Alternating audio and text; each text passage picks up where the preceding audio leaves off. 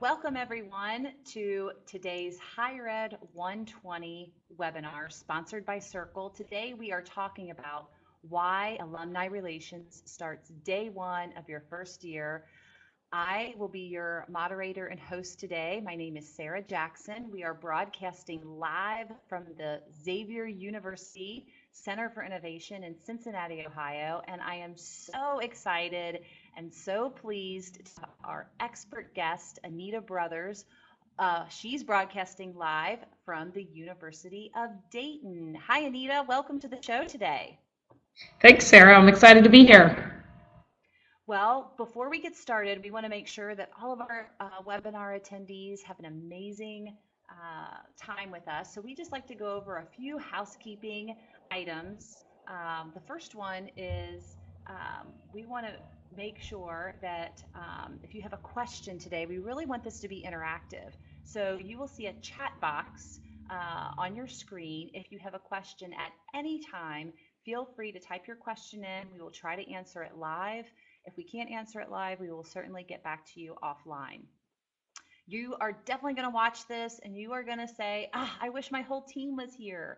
So no problem. We are recording this. So we will send you a follow-up email with a link to the recording so that you can share this with your team members. This is not your typical webinar. So this is a webinar where it's not like you're going to get to the end and we're going to give you all the answers to the test. Every single slide is going to be action-packed. Every single slide is going to be full of value. So we'll want to make sure that we're keeping your attention every step of the way. And we will also send you a PDF of the presentation so that you can just be present today and listen and not have to take a bunch of notes. If you at all have any technical difficulties, if your sound goes out, if you can certainly send us a chat message, but if your slides aren't advancing, you can call that number and we can help to get you back online. And we'd love to keep the conversation going. Feel free to tweet at Higher Ed 120. We would love to connect with you in that way. The way that we do all of our Higher Ed 120 webinars that are sponsored by Circle is we want you to know that we hear you. We have read every single one of your survey answers. And so some of the things that we're going to be talking about today are techniques for building and maintaining relationships throughout the entire student life cycle. We're going to be talking about how to better engage students and young alumni through marketing and communications. We're going to be talking about informing students of the benefits of being a part of an alumni community. We're going to be talking about all of these things that you see on your screen that you have said, this is what I want to get out of this webinar. And these are just a few of them, but you'll even probably hear us mention specifically some of the things that you have said, because we have really tried to personalize this, all of our webinars around what it is that you want to know. Again, a little bit about me. Again, I have worked in lots of different organizations around, the greater Cincinnati area. My passion is engagement. How do you really engage your audience? And in any role that I've ever played, this has been the thing. This has always been the challenge of how do you really evolve your communication to engagement in an easy way. And our expert guest, Anita Brothers, I am so excited to have you with us. Would you share, Anita, about your role at UD and how you got there and just sort of your background so people can kind of get a sense of the journey that has led you here today? Thanks, Sarah. So yeah, I am a graduate of Indiana University, and my first job out of IU was working at the University of Wisconsin in their National Letter Winners Association called the W Club. Athletic based, but it was still membership based, and it was still about how do we engage this group of athletes back in the institution.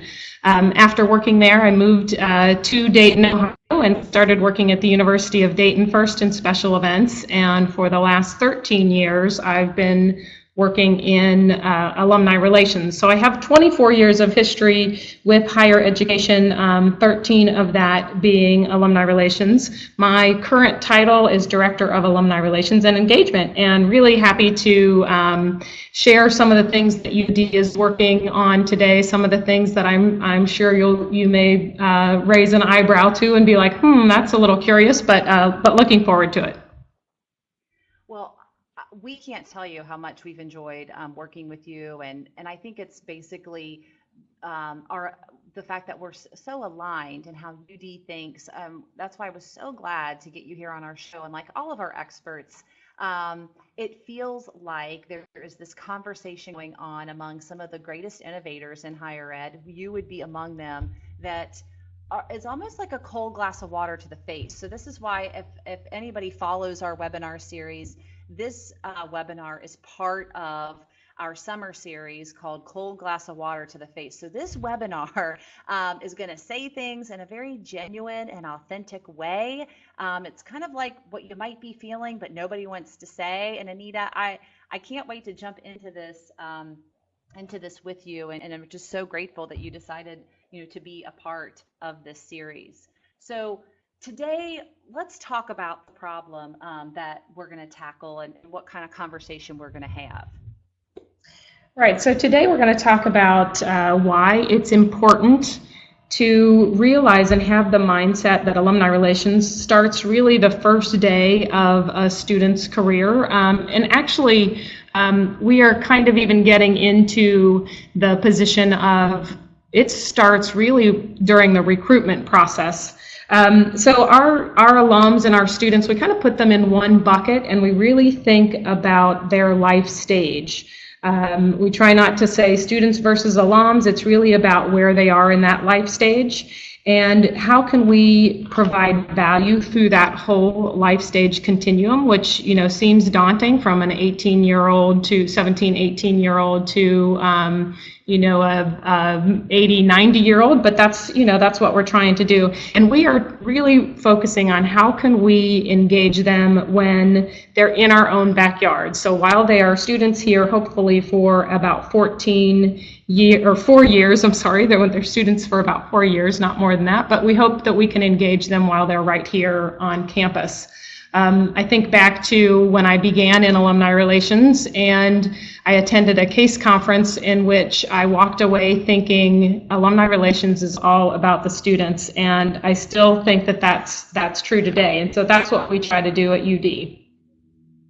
Well, and I know, Anita, we got connected again, not only on our Align King, but I know our founder of our company is an alum. And today we are going to be talking about Circle, but I wanted to give everyone a heads up. This isn't one of those webinars where it's, hey, we are pitching this and then we're doing a bait and switch and we're going to try to sell you this. However, we are going to talk about Circle, which is the engagement platform that I know UD is using. So because we're not going to get into a lot of the features and all of that, if you want to learn about Circle, you can email us offline. We are really here today to talk about UD and the engagement principles that they have implemented, but we're going to be referring to this engagement platform. So just so that we can kind of level set and let everybody know, in case you haven't heard of Circle, what we do. We're going to explain that in a couple slides.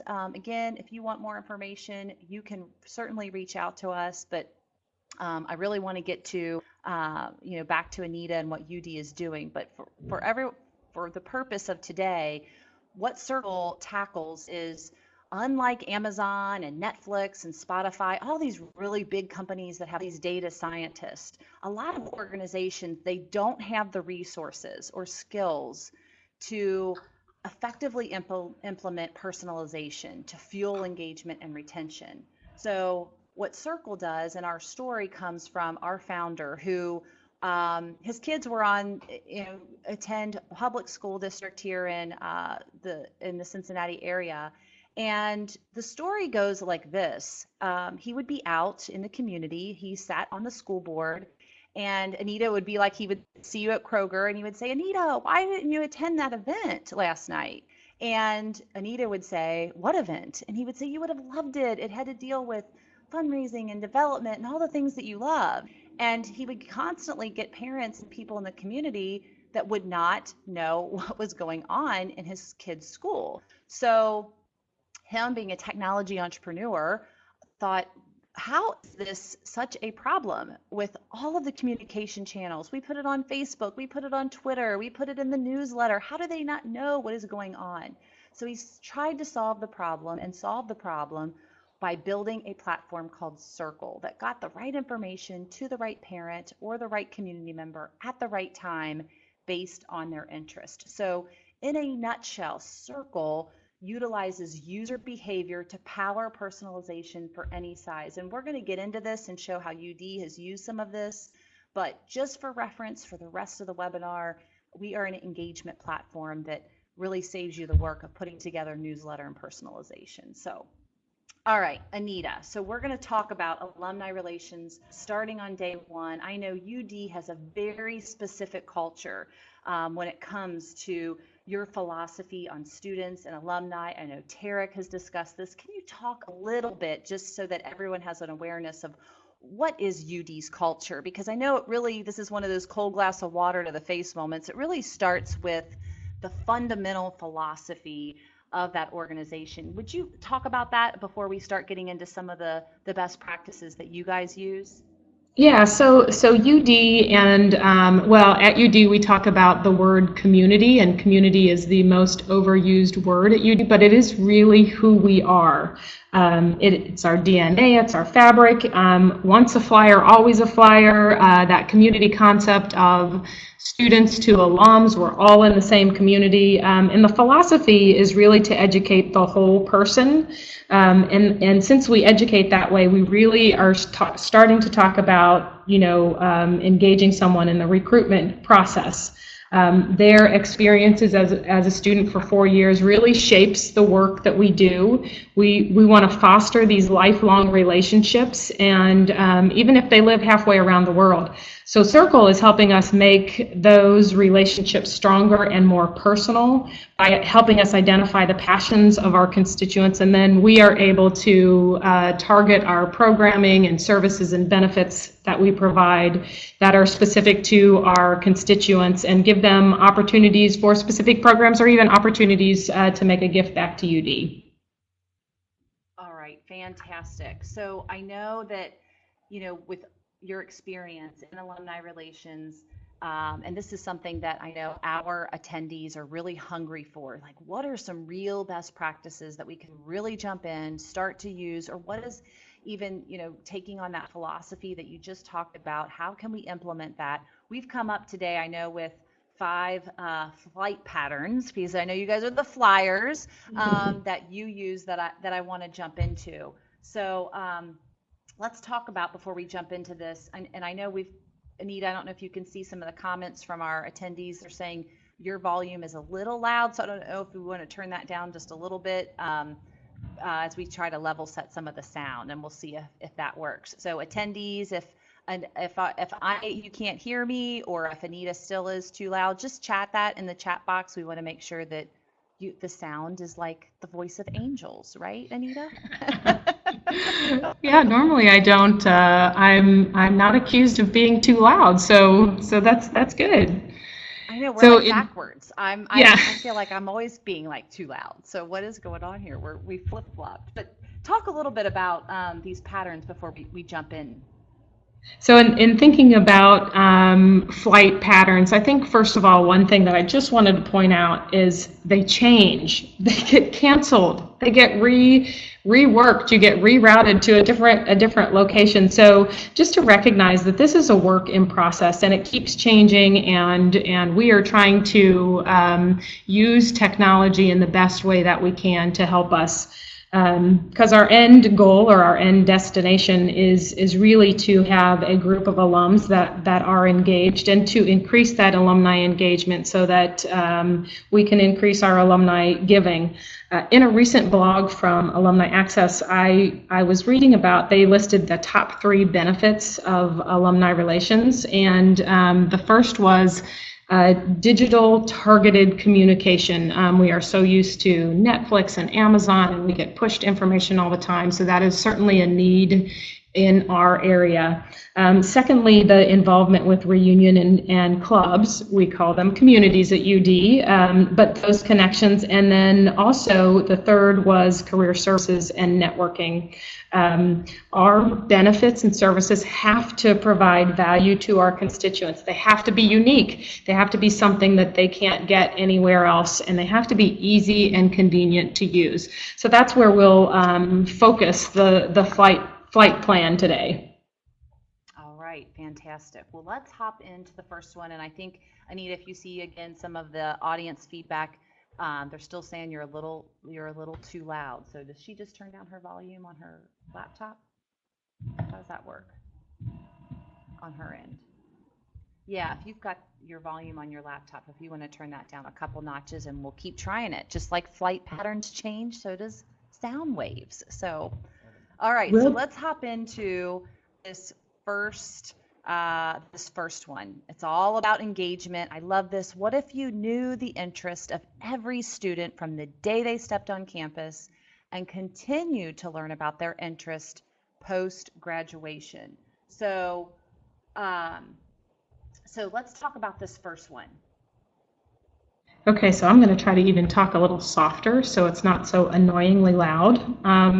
So when we think about engagement, we really think about the life stage. So, you know, an 18-year-old student versus a young alum versus an established alum versus a Golden Flyer. Our Golden Flyers graduated over 50 years ago. What are they passionate about, and how do we find that out? And then how do we put those opportunities there in front of them? If we can retain or continue to foster those experiences that they had on campus, we know, remind them of the feelings that they had, we know that chances of that lifelong engagement are going to be much more possible with that. So we want to be able to know what their interests are and keep them coming back to UD for those specific things that add value. Well, and I know we're going to talk about how you gather some of those interests. I know some of the webinar attendees today really want to know how they're engaging, how to engage young alumni in a way that will retain them as donors. We've got some people saying, hey, what are some of these best practices of how to increase awareness among students? And it is an issue because when we talk about, those millennials and those recent, graduates, surveys show that they'll donate. It seems like this group kind of gets a bad rap, but the number one reason they're donating is their passion. And so I think finding that passion and discovering those interests are so important. But I want to talk about what are some of those ways that UD finds the interest of the students and alumni. Yeah, so it's really a multi-tiered approach. The things you think about, the things that you know about someone, you know what their degree is, you know what their major is, you probably know what student activities they were involved in. Post-graduation, you're going to know giving habits if they make a gift, the funds and their frequency. You're going to know if they attended events. But we also do surveying. We use Net Promoter Score. If you aren't familiar with that, you can Google it. But it's just a quick score that gives us some quick feedback on the programs and events that we're doing. Obviously, social media, if you can tie that back to the person, and one-on-one interactions. So really, it's a multi-tiered approach. But now we're using Circle so that we can find out their interests based on what they're reading. So the habits. So you think about when you're shopping out on Amazon and then you go to Facebook, it's pushing the thing that you were just shopping for directly to you. And so we are trying to figure out what those interests are based on their habits online and what they're reading and clicking on. So the survey that we did about 5 years ago told us that the only time UD calls us is when it's asking for money. And probably some of you are in that same boat. And I'll talk a little bit about how we're changing that, but this in the next couple of slides. But this survey also told us that our students have a great experience and they perceive themselves as engaged. We know that Flyer basketball fans are really passionate and everyone can rally around, but we know that the relationships built while they were on campus are the things that last a lifetime. And so we want to draw on those experiences on campus to figure out what's important. And again, Circle helps us focus that even more by helping us figure out what they're interested in and being able to dig in deeper there. Okay, and I know what we'll do too is, Anita, we'll put in some of those patterns in the follow-up because I think those are good, even if people aren't using Circle. What else can I be doing? But I do want to paint the picture of how this actually works when you use innovation and you use technology. Again, in this example, we're going to be talking about Circle, but let's just kind of go through this and paint the picture of how this flow actually now works with this technology. So we've got Michael. He's interested in psychology, or he was interested in psychology, because this is a thing where you might have graduated 20 years ago with a certain degree, but your interests change over time. So now this guy is interested in software development. So when they're imported in, and these are actual screenshots from the flow that you guys have set up and that Circle powers, it says, let's get personal, right? What are your interests? What schedule? And they can take 60 seconds to now personalize their experience with UD, which I think is important because we've got some of those attendees that say, how do you take that student experience and continue that online now in an easy way? So here's some of those screenshots just so people again can see the flow, how it works. These are your actual topics, Anita, that you guys have chosen. The university picks what they are. So Michael can go through and pick that he likes business and technology and these stories.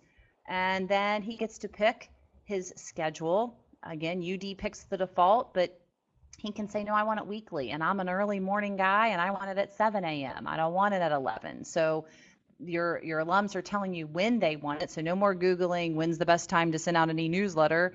And then they get what style, works best for them. You want that traditional laid out newsletter, you can have that. But if you want the quick headlines, you can do that too.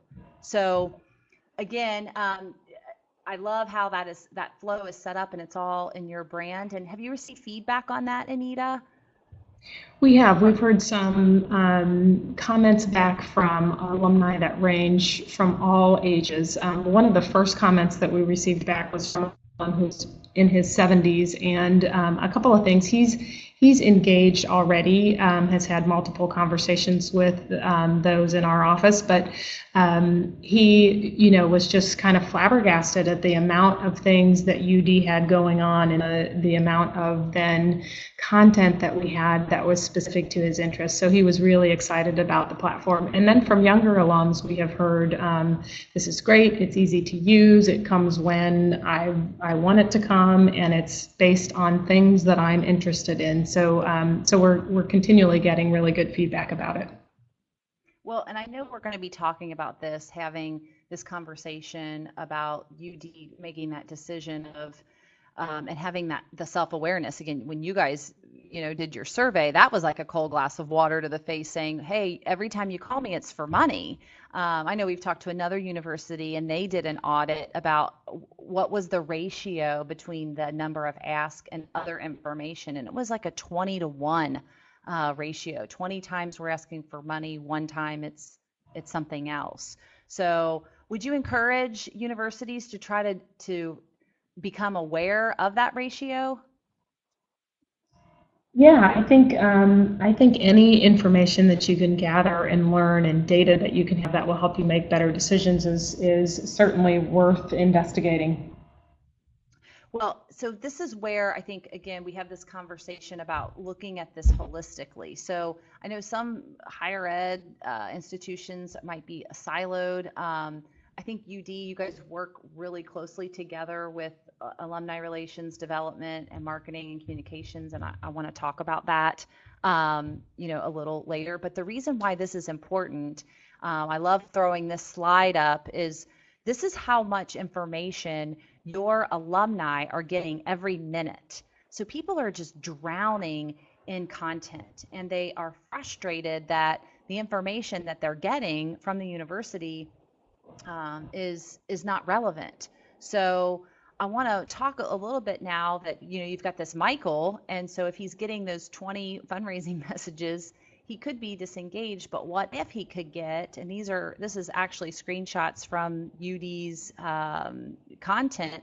What if he could get one story that he would be specifically interested in? And so that's again how this works. And I know we've got attendees on the call today saying, how do we engage people if we're not asking for money? This is a solution of getting them the content and the stories that they would care about in an easier way. So Anita, you want to comment on any of this before we hop to the second flight pattern? No, I think you're absolutely right, Sarah. I mean, any way that we can push information to them based on what they're interested in, what their passions are, is just going to make that engagement for us start at a deeper level and hopefully get to a better place in the end. All right, so let's talk about the second flight pattern, alumni and student interaction. Right, so this is such a key component. Anytime that you can connect alums to students is just so valuable. If you again think about that 17 or 8-year-old that's making the decision to attend college, you have to figure out what's going to persuade them, and we want to involve alums in that process. So we begin really in the recruitment process, and we have alums that send out postcards and handwritten notes of congratulations once a student is accepted. So this personal handwritten note from an alum is exciting to get. My daughter received one when she was accepted, and it was it was just very meaningful to her. But we are also trying to get even a little bit more personal with that and find other ways that we can use our alumni, our ambassadors, those the people that are the best sales force for the university. So we're working towards working with our enrollment department to figure out how we can foster some communication between students and alums before they even arrive on campus. It happens in a couple of places. We host summer welcome picnics. A lot of institutions do that. You invite the parents, you invite the student, even the whole family if they want to come. There's just a small amount of programming. What we find normally happens is the parents all end up together, the students all end up in one place, depending on how big they are. The students exchange, phone numbers and talk about where they're living on campus, and the parents talk a little bit about, rides that they might need back and forth for holidays and things like that. So that's been a really great program for us to be able to share that. So those are some of the things that happen while they're, as they're just getting to the point of being recruited and getting on campus. Then once they're on campus, so moving on to the career connections, we are in about the fourth or fifth year of a mentoring program in which we are putting an alum and a student together for mentoring, and we help facilitate that connection. But once that connection's made, it's really between the student and the alum, and it's on those students to make sure that they're having conversations, that they're meeting with them on a regular basis. About 2 years ago, we did expand that to be young alumni to alumni connections, and we're having some success there. It's been a little slower to start, but it's really working well with our students and our alumni mentoring program. We also have alumni networking opportunities on campus.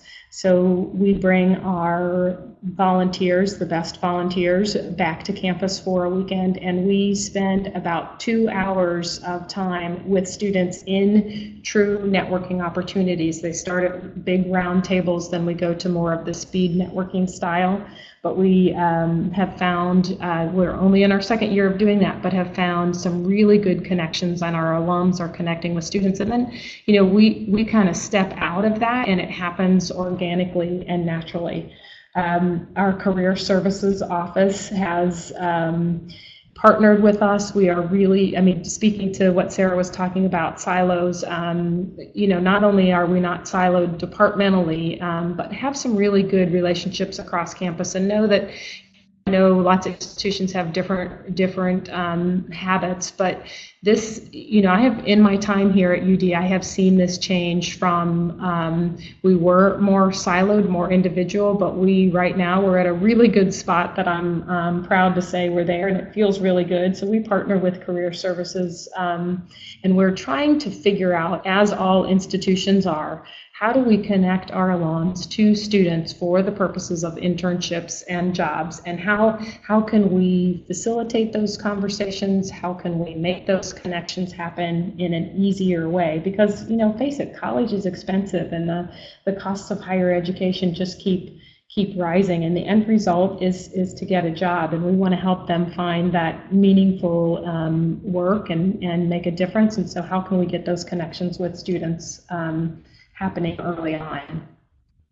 Well, and I'm glad that you mentioned, those roundtables, because, we've had several attendees say, I want to learn about the alumni and the mentoring connections, and I want to know, how do we highlight those connections that, the alums can make. And I love that you talked about the innovative work with adding that career services piece, and to know that that's working where you're not in silos. We just did a webinar, believe it was last week, with Sheila Curran. If you didn't see it, we're happy to send the recording. And she mentioned this, from the Gallup Purdue Index that shows, that students are 9 times more likely to be attached to their alma mater if they agree that they were college prepared. So I love that piece of having the alumni in on that, and to really make that connection between that. And then, as an aside, only 29% of students believe they were well supported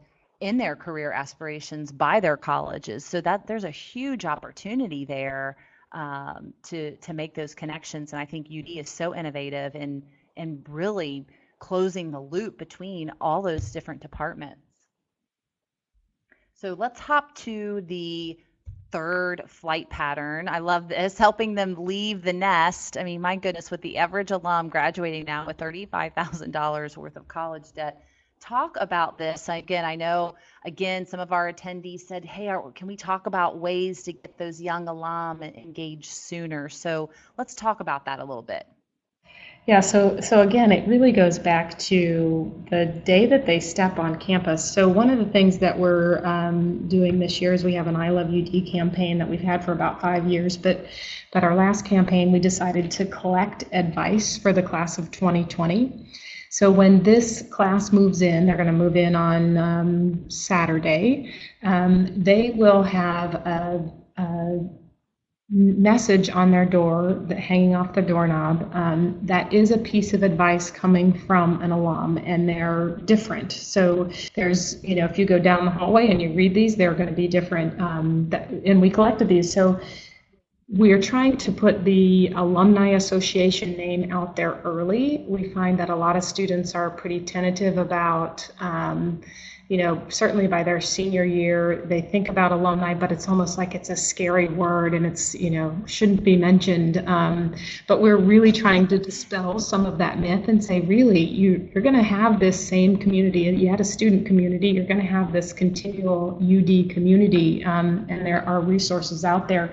So we use our Alumni Association and graduation fair to provide some opportunities where we can tell students that, hey, this is, Career Services is going to be here for you for life. Our Career Services is available to all alums.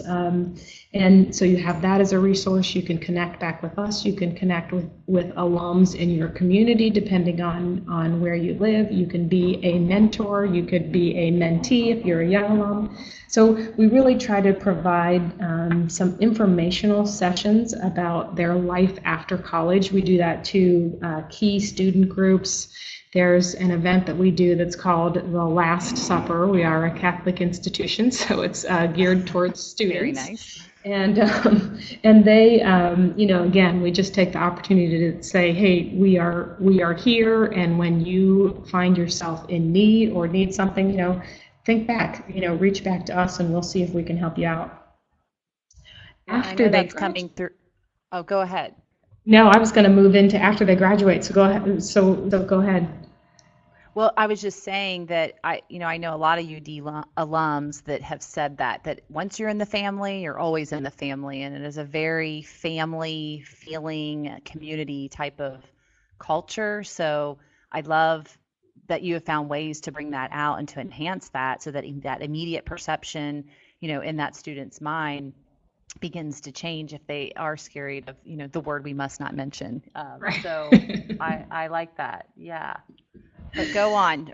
So once they graduate, then there's a couple of things that we do. We have a life after college handbook.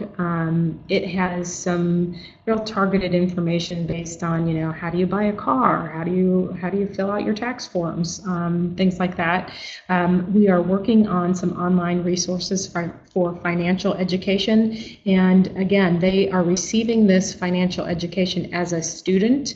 And then we are going to now offer some of those courses to them online as an alum, working through some of those pieces, but also using our alums as expertise. So we have an alum who does a great presentation on how to brand yourself, how to write your own elevator speech. And so we want to work with him to do almost a TED Talk for that. We send an alumni folder as soon as they graduate, and it includes their transcript. So the first transcript is free. It also includes a co-curricular transcript that lists all of the activities that they were involved in on campus. It talks about how to stay connected, what services the Alumni Association provides, the mentoring opportunities, and then also talks about career services in general and how they can be a resource for life.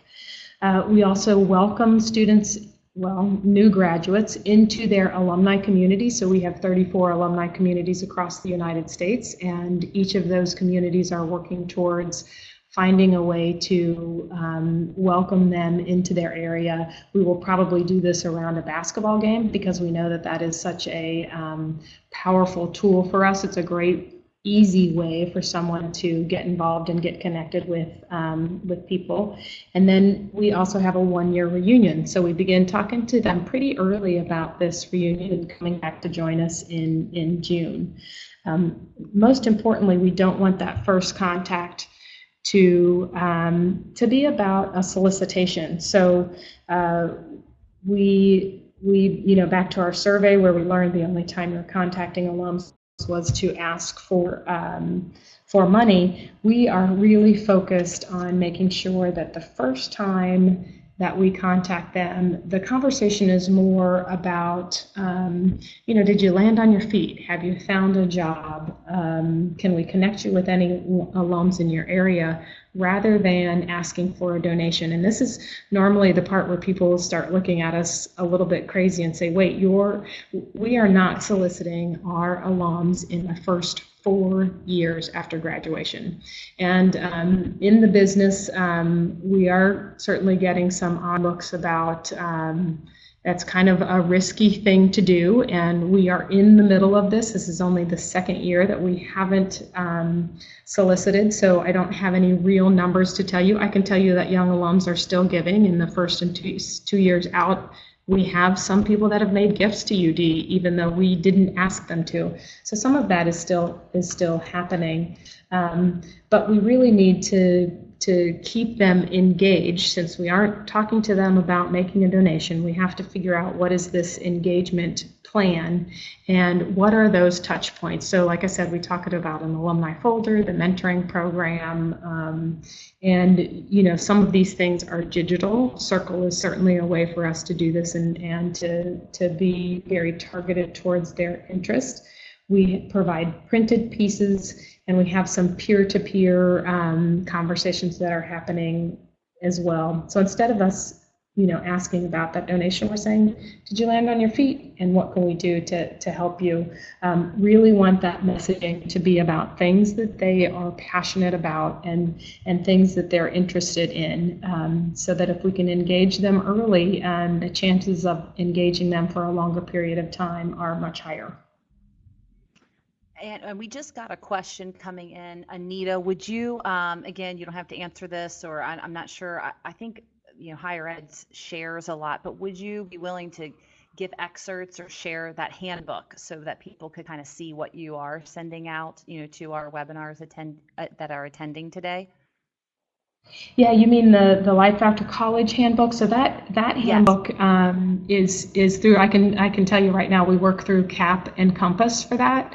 I know that Xavier sends out that same handbook, as well as Stanford, and you have the opportunities to personalize the first couple of pages, and then the rest of the book is pretty standard. But what I really like about it is that it's quick information that you can page to pretty quickly. And we're having the conversation right now about, gosh, should we really do this in a printed form? Would it be better to do it online? But we're leaning towards this printed version as something that we can hand out to our alums at that graduation fair, because we do think that the information in there is valuable, targeted, and on point. And although they're not going to look at it right away, they hold on to it and they keep it, and next year they pull it out and look up something that, depending on the time or what they're trying to do. If they're trying to buy a car, they'll look it up quick.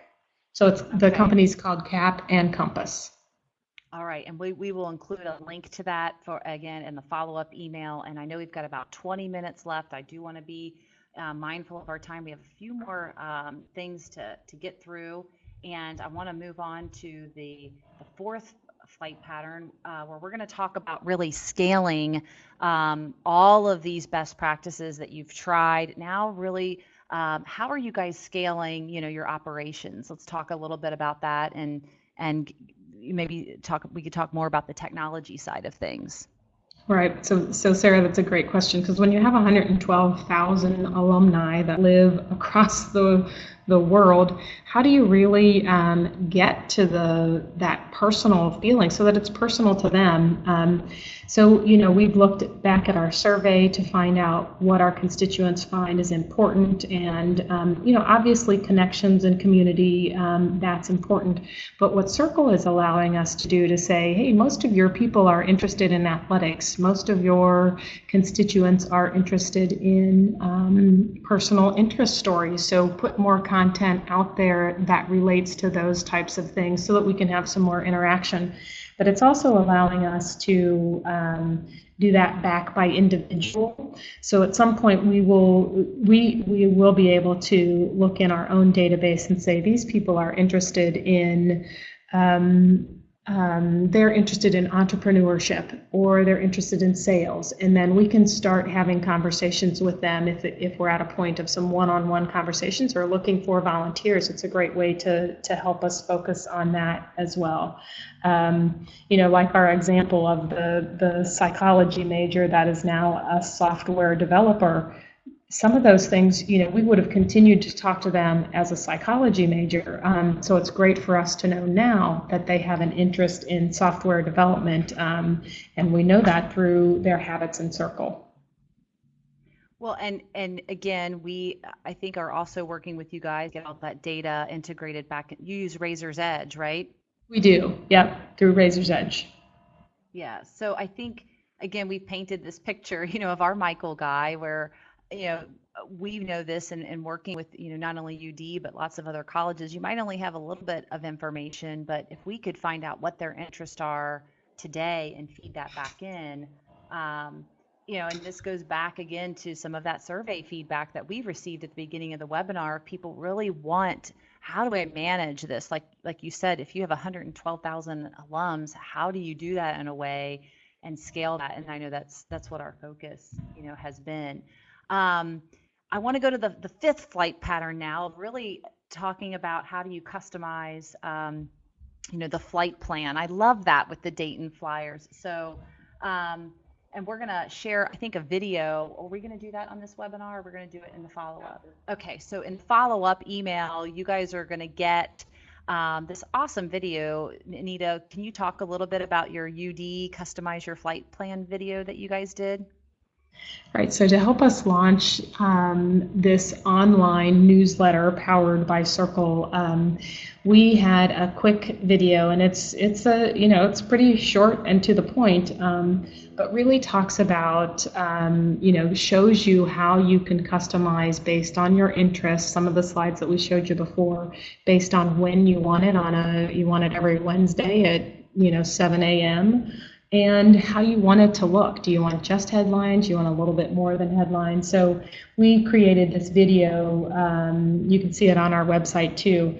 That's just helps you figure out what Circle is going to be able to do for each of you, and making that newsletter really personalized to them and making it really intentional for them. I mean, I think that's what we're trying to get to is, cut through all the noise and send them the information that they are interested in. If one of our, 3 benefits that we can have as an alumni association is targeted digital communication, then Circle is certainly helping us get to that point. Well, we get this question a lot. So how does it actually work? And I know that I want to get to our question section. So we got a couple more slides where we're going to talk about this and actually show you some of the data that UD is getting out of Circle. But in a nutshell, there are 6 pieces of information that gets behind UD and that fuels UD's personalization engine. I think one thing that we learned also in working with UD is you guys wear 10,000 hats. It's like one person does so many things, and it's that way with every college and university we work with. So we just are a simple plug and play. We sit on top of all of the amazing things that you are doing. So we don't change the way that you work. We take all that amazing content, we pull it all together and put it in our cloud, and then we're going to explicitly ask your alumni, what do you care about? Just how you saw in that slide with Michael. What schedule do you want? What format do you want it in? And then, not in the creepy Facebook way, but in a cool way, we learn implicitly about your audience. So we know Michael, he might not have told us or might not have through that flow. He's still going to get a newsletter from UD. He might not have ever said, I love technology, but man, everything that he is reading that's coming out of UD has something to do with technology. And our site knows that and is going to continue to order up stories for him about technology. And then he can follow those favorite professors or coaches or staff people that really meant a lot to him. He can certainly follow them on UD. But I love this idea, Anita. And again, this is one of those cold glass of water to the face moments is if you are in a silo and your university is kind of operating that way, how do you quickly bring everybody together? And I know you guys have done this, but now can do it on the technology side because our platform is really designed to close that loop and increase the ROI on what all these awesome things that all these people and these departments are doing. So real quickly, and we pulled screenshots. Thank you for allowing us to share some of your data where marketing communications can now see what are the most popular topics. And if you're not into data and you can't get mired in all that, we just give you the answers to the test. So that content opportunities that you see on the right-hand side of your screen, right now, UD's audience is hungry for personal interest stories and continuing education. Nobody has to guess anymore. What are they hungry for? You haven't talked about this stuff in 30 days. You need to talk about it. This also helps alumni relations when they're thinking about what kinds of events we should plan, what kinds of workshops should we be doing. So it's an easy way to really increase that ROI on all the great stuff that marketing and communications is doing. Now alumni relations can look into that.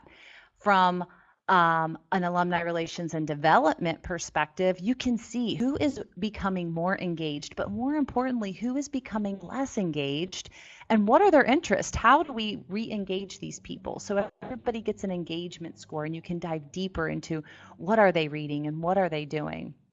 And you can see that this person, an actual alum, is interested in art and design. So when you do have that coffee and you're that major officer, hey, 80% of your time, you need to talk about all the things that UD is doing around art and design.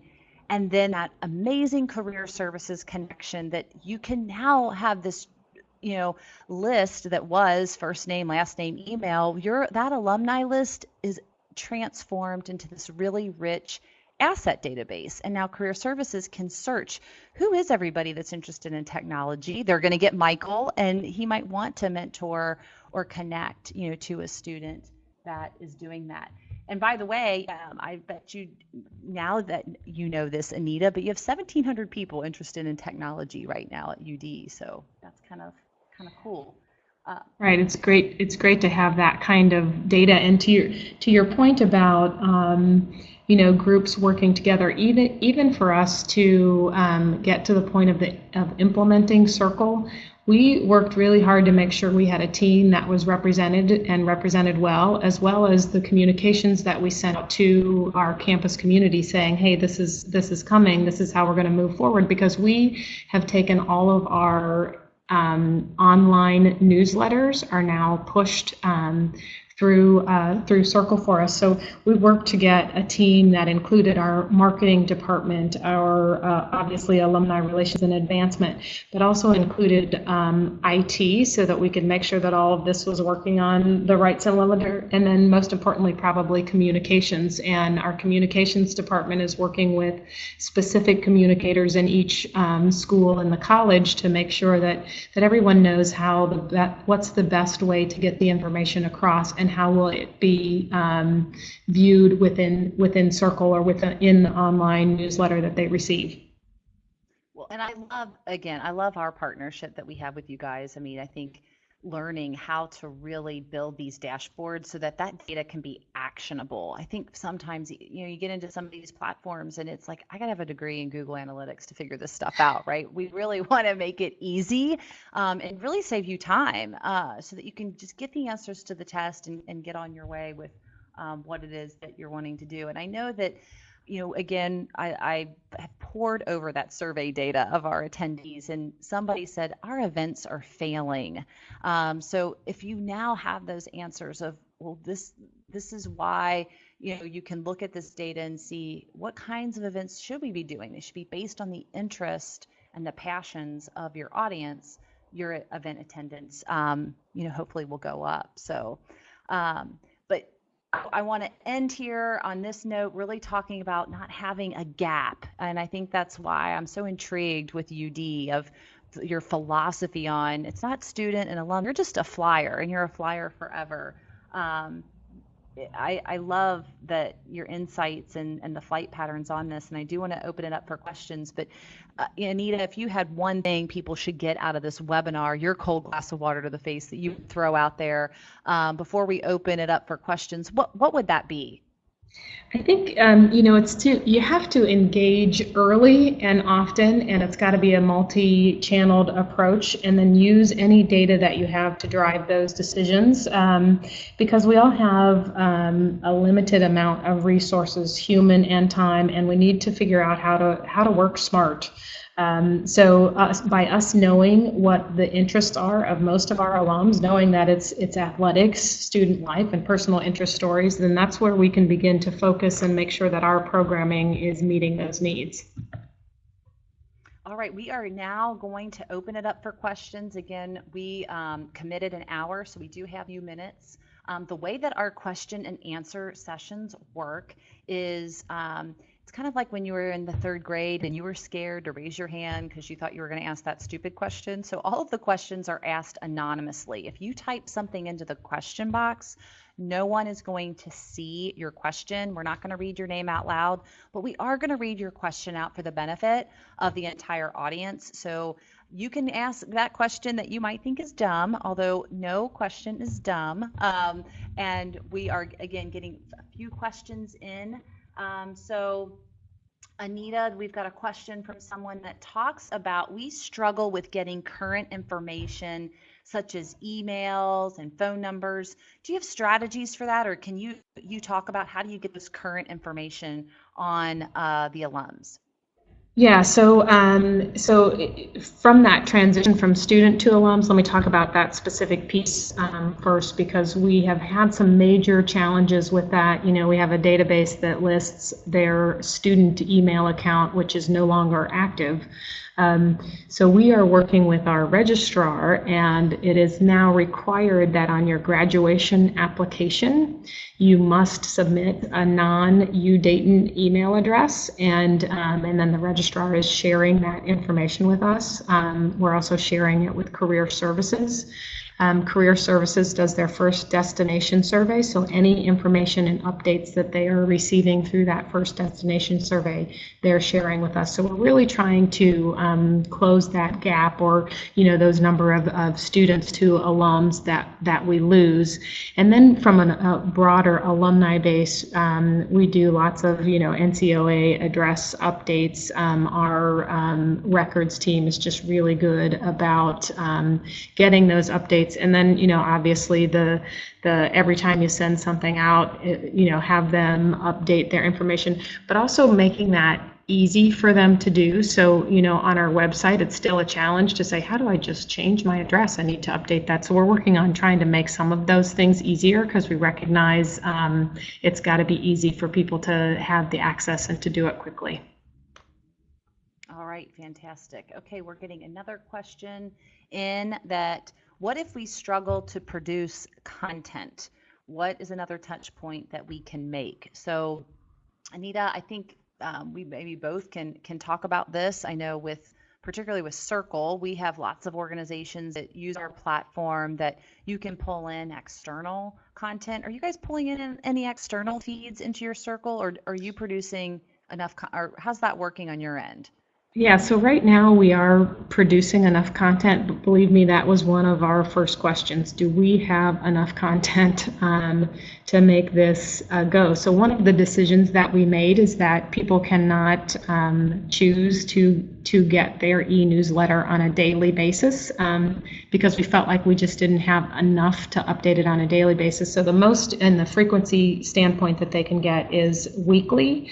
If they don't choose a frequency, we are sending it every 2 weeks, so they'll receive a newsletter every 2 weeks. But we really haven't had a problem with that content. Now, we have a robust communications and marketing department that utilizes students, and now we have communications people in each of the schools and colleges that are creating that content as well. So, but it did drive that decision on how frequently people could get the information. Okay, fantastic. And I know Miami, they just hopped on, and I think they're pulling in from an internship and jobs link where they're trying to connect, I think, their students to internships and jobs. So you can choose to pull in external content feeds, or you don't have to. If you could use a UD strategy. It's really customized to your campus and what you have going on. So the other thing is looking at some other questions that are coming in. Open rates. So let's talk about your open rate. I think last time I saw it was over the last 60 days, it had jumped to 40%. What was your open rate before you guys, were you using like a Constant Contact or MailChimp, or what did you use before? We actually use BBNC, which is a Blackbaud net community. It's a product of Razor's Edge. And so our open rates were somewhere in the 20% range. Most of the emails that we send were community based. And so we are really happy to see that our open rates have jumped, and we hope to continue to see that as we even get farther into this. I mean, we've been live since the end of June, so we're still new at this and figuring some of those things out, but really excited to see that initial push of the number of open rates was increasing. So Anita, if people have other questions, if they want to dig more deeper into the best practices, I know we're going to be sending, sort of the summary of today's webinar and the key points, but if people need to get a hold of you, is your email, which I know we've got listed on the screen, is that the best way? Can they reach out to you and have those conversations? Yeah, that would be great. Feel free to give me an email, and maybe we can hop on a phone conversation if that would be the easiest thing to do, or I'll try to answer your question quickly through email. That would be great. Well, Anita, I can't thank you enough for just shining some light on some of these really big questions that I know a lot of our attendees have been having, and just really sharing your expertise in such a just a genuine and authentic way. And I was just so impressed with your team and your campus and the Flyers and just your overall philosophy. We can't thank you enough for spending time today on our webinar. Thanks, Sarah. I really appreciate being a part of this. And like I said, feel free to reach out to me if anyone has questions. I'd be happy to have a broader conversation. All right. Well, we are just right at the 2 o'clock mark. We want to honor your time. We can't thank you enough for joining all the other innovators out there in the higher education world. If you are interested in more of what UD is doing, or even in looking at Circle more as an option for you, our team is just genuinely passionate about engagement. It's something we think about 25 hours a day. So feel free to reach out to our team at Circle. We're happy to share other best practices that we are seeing working, all across the country with the universities and colleges that we work with. So thanks again. Look for your follow-up email with a link to the presentation, resources, and today's recording. Thanks so much.